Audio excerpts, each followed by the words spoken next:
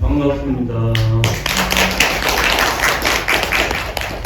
추운데 잘들 지내고 계십니까? 네.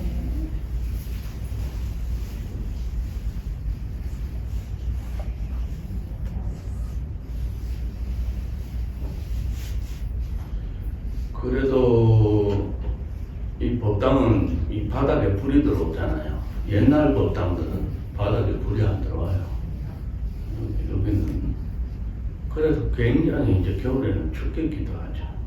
꼼꼼하면서. 그리고 지금도 저 전통사자 같은 데 가면 밑에 불 안 들어와요. 네, 바닥에는. 그래서 이 법회 겨울이라도 바깥은 물론 지금 춥지만 법회하기 좋은 환경이죠.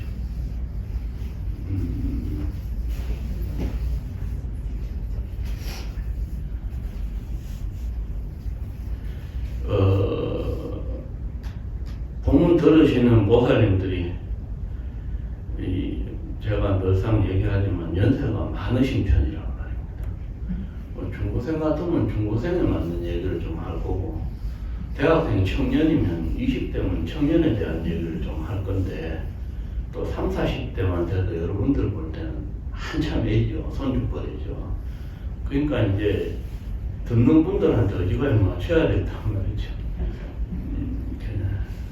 근데 또 한편 되게 장점이 있어요. 되게 장점이 뭐냐 하면, 한 세상 열심히 달려오셨으니까 뭐 5만 가지 얘기가 다 되지 않겠어요? 사실은 한 세상 이만큼 살아오고서 자기 살아온 걸 이야기해봐라 해서 편한 사람한테 말보따리 터놓으면 책 10권, 20권 안 쓸 분 없을걸요. 아이고 내가 옛날에 시집 올 때 그때 그리고 지금 이 연세면 세상 천지개벽하는 걸 보셨잖아요. 어디 들고 다니는 전화기가 어디 있어요. 예? 그러니까 여러분들은 한 세상 정말 지금 애들은 지금 젊은 세대 10대 청소년들은 말할 것도 없고 20대 30대만 해도 이 세대차라는 게 조선시대하고 여러분들은 조선시대 골동품 같은 인생을 사셨어요. 지금 20, 30대 하다못해 40대까지만 해도 이 사는 시스템 자체가 달라요. 예. 그러니까 보살님들 이 연세의 분들이 법문을 들으시겠다고 이렇게 앉아있으면 저도 이제 50 이제 넷인데 나이로만 치면 보살님들하고 저하고 한 세대 차이는 충분히 나기 때문에 평균적으로. 그러니까 내가 이렇게 한 세상 살아오신 분들한테 법문을 하겠노라고. 물론 부처님 법이니까 차원이 다른데, 근데 부처님 법도 되게 어려운 거고 사실 그걸 얘기하자면 그닥 재미는 없어요. 뭐 마하바냐 바람 일다리 뭐 딴 거 있습니까? 그리고 오늘 지장계리니까 지장보살이지 뭐. 이걸 법문으로 한다고 큰 스님들 법문하는 거 들어보십시오. 그 소리가 그 소리. 이래서 뭐 옛날 소리 하고 개성해서 욕심버리라고. 뭐 이 소리밖에 더 합니까? 그러니까 매 그 법회가 그 법회니까 솔직한 말로 그 법회가 그 법회니 그냥 목탁 맞춰서 기도나 하고 가시는 게 여러분들 연세의 불교의 이 법회입니다. 그렇지 않습니까? 대한민국이 경제발전을 이루고 세계에서도 무역 강국으로 떠오르고 정말 뭐 삼성 같은 그룹이 일본의 소니를 제칠 줄 어떻게 알았겠어요? TV니 뭐 반도체니 해서 상상도 못했죠. 한 30년 전만 해도 말도 안 되는 거였는데 뒤집어지고 판세가 뒤집어지고 하여튼 계속 뒤집어지는 세상이에요. 코로나로 2년 넘게 이렇게 뒤집어질 줄 누가 알았어요? 별것도 사실은 감기인데 감 초기에는 감기가 조금 세서 독감보다 사람이 조금 더 죽었죠. 지금은 독감하고 비슷한데 이 난리를 치고 지겨워 죽겠잖아요. 뒤집어지고 방송도 맨날 그 소리만 하고 뭐 몇천 명 나왔느니 아니 사람은 1년에 몇십만 명 태어나고 몇십만 명 죽어 자빠져요. 그렇게 계속 흘러가는 물 같은 거죠. 저 위에 있는 물이 금방 내 눈앞에 왔다가 금방 저 밑으로 내려가는 거예요. 덧없이 무상한 거예요. 그런데 좋지도 않은 뉴스로 맨날 나오고 안 그래도 인생 사는 게 지겨워 죽겠는데 저는 19에 출가할 때 왜 출가 생각을 했는 줄 압니까? 20살도 안 살았는데 지겨워 죽겠더라고요. 그렇다고 인생을 끝낼 수는 없잖아요. 진짜입니다. 지겨워 죽겠더라고요. 그래서 어떻게 살아야 잘 사는 걸까 생각하고 해보니까 도 닦는 게 제일 좋지 하고 출발을 했습니다. 그 결심을 16살 때 했습니다. 16살 때. 살아보니까 지겹지 않나요? 안 지겹다고 하는 사람 중 한 분 있어요. 오도방정 떠는 보살에서 한 분 있어요. 마음이 젊어서 그래요. 내가 흉하는 게 아니고. 사실 별 재미없잖아요. 희노애락 애고욕이라는 게. 오욕칠정이라는 게, 오욕칠정에 대해서 한번 말씀을 드릴까요? 5가지 오욕락, 그 다음에 7가지 정이 있어요. 사람에게는. 그 오욕 중에 하나는 먹어야 사는 것이고, 이 먹는 걸로 얘기하자면 연세가 드시면 밥식으로 살아요. 젊으면 의학적으로도 태어났을 때 엄마한테 영향을 받아 나올 때, 핏덩어리 나올 때 엄마 젖 먹고 크지만 젊은 애들은요, 안 먹고 뛰어놀아도 괜찮고요. 예, 젊은이들은 돌도 먹으면 씹어 먹어서 소화시킬, 젊었을 때는 그렇죠. 근데 나이가 점점 들면 음식물을 섭취해야만 돼요. 밥식으로 산단 말이죠. 그런데 우리가 옛날에 보살님들 세대에 일제시대 때 연세 많으신 분은 그 초입에 계셨던 분도 있고 하면서 보릿고개 다 이렇게 해서 오지만 먹는 거라는 게 배가 고프면 되는 거거든요. 배가 고프니까 문제인 거죠. 근데 지금은 배고픈 시대는 아니잖아요. 돈 고픈 시대지. 그럼 돈 없다고 지랄 날릴 병이죠. 예? 배고픈 시대는 절대 아니에요. 왜 그렇게 인상도 쓰고 사느냐 하면 돈. TV에 모든 정치인들 비리 나오는 거 보면 관련된 게 뭐예요? 돈. 그 다음에 여자, 이런 거, 남자 이런 거죠. 오직 처음에 돈이에요. 왜? 세상 돌아가는 게 돈이니까. 근데 세상이 돌아가는 게 돈인데 우리 먹어야 우리 몸은 돌아가요. 돌아가려면. 우리 돈 먹고 돌아갑니까, 몸이? 아이고, 스님 모르는 소리 하지 마세요. 돈이 있어야 먹는 걸 사죠. 웃기지 마세요. 돈 먹고 못 살아요. 밭에서 나는 거, 논에서 나는 거 먹고 살지. 그 입에 들어오는 거 양은요, 세계적인 값보다 요만큼 먹고요, 하루에. 요거 2그릇. 한 달에 월급 직거래만큼 받는 사람도 요만큼 먹어요. 위 용량이 그렇게 차이 나요? 못 먹고 사는 세상이 아닌데 TV만 틀면 먹방이에요. 빌어먹을 못 먹어 죽은 귀신들만 세상 천지 바글바글한지 먹는 방송은 왜 그렇게 하는지 모르겠어요. 벌레들도 먹는 거 땅을 기어다니면서 먹는 거 다 찾아 먹습니다. 들로 산으로 다니는 초식동물, 육식동물, 동물의 왕국 보면 다 알아서 먹는 거 해결하고 삽니다. 이 만물의 영장이 어떻게 맨날 칼국수가 맛있니, 찌지고 볶는 거 뽀글뽀글 맛있니, 이렇게 드세요, 저렇게 드세요 하는데, 우리 먹는 방송에서 하나 빠진 게 뭔 줄 압니까? 건강한 먹거리는 얘기 안 하고 맛있는 것만 방송해요.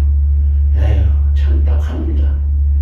우리가 오래 살게 되었다, 수명이 장수하게 되었다 할 때, 일단 먹는 게 해결된 것도 있지만, 우리가 질적으로 잘 산다는 것은 몸과 마음이 건강하게 죽기 전까지 건강하게 살다가 죽어야 되는 것이지, 병원 가면 아픈 사람이 차고 넘칩니다.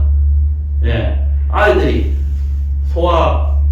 비만, 또 소화 당뇨 이래가지고, 예? 건강들이, 애들이 밥하고 김치는 안 먹고, 햄버거, 핫도그니 이런 음식 같지 않은 거 먹어가지고 애들이 살만 비리비리 할지가 눈동자는 초점이 없고 말도 안 듣고 이 핸드폰만 보려고 하고.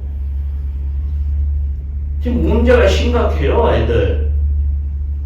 이 먹거리가 건강하지 않으니까 그런 겁니다. 지금 먹는 문제, 그 다음에 사람은 잠자야 하죠. 잠자지 않고 살 수는 없죠. 체력을 회복하고 하려면. 그 다음에 속아서 제일 서글픈 게 뭐예요? 아들, 딸이 시집장가 늦게 안 가고 있는 거. 사랑하고 살아야 되는 거. 식욕, 수면욕, 애욕.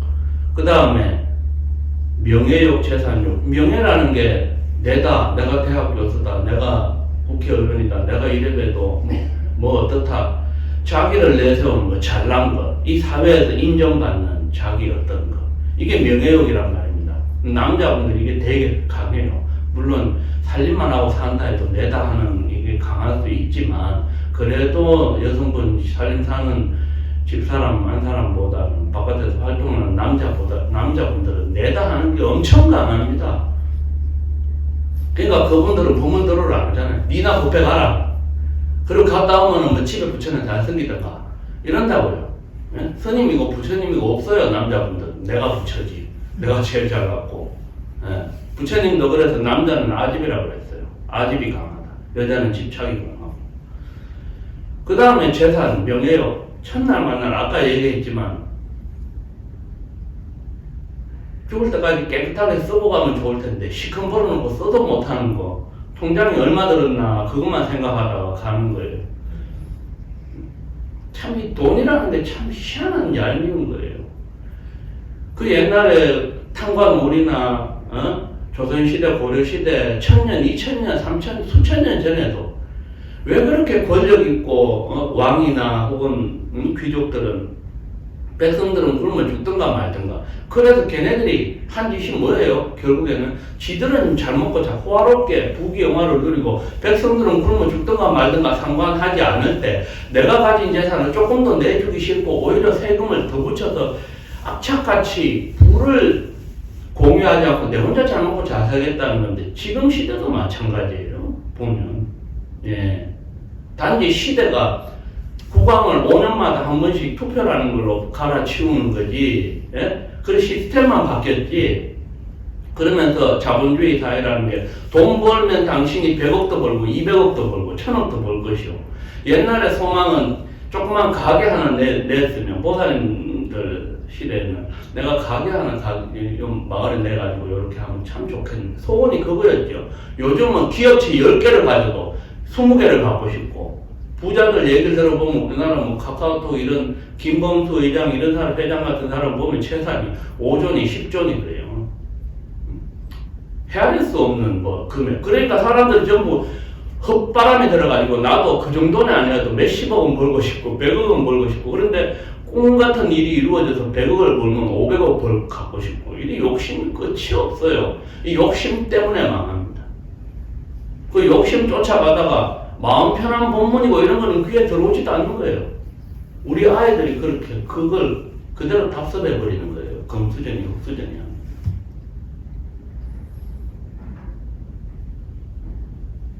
이 세상 돌아가는 모습이 마음이 편안해야 된다라는 더 깊이 들어가서 반야신경의 뜻이 무엇이고 천수경의 뜻이 무엇이고 이런 것은 정말 그 깨달음의 세계라는 것은 심신미묘한 깨달음의 세계를 날마다 얘기하고 우리가 정말 선정해서 고요히 말할 수 없는 기쁨을 느끼고 이 지긋지긋한 7, 80년 살아봐야 뻔할 뻔짜 날마다 돌아가는 쳇바퀴 같은 이거 말고 부처님 법에서 법률에 그 기쁨을 싹 느끼는 이러한 즐거움을 우리가 생각하면서 돈벌이를 해도 해야 되는데 실상은 가만 보면 내가 공부 잘해야 되고 우리 남편이 승진해야 되고 이런 기대에만 몰두하고 있다고요.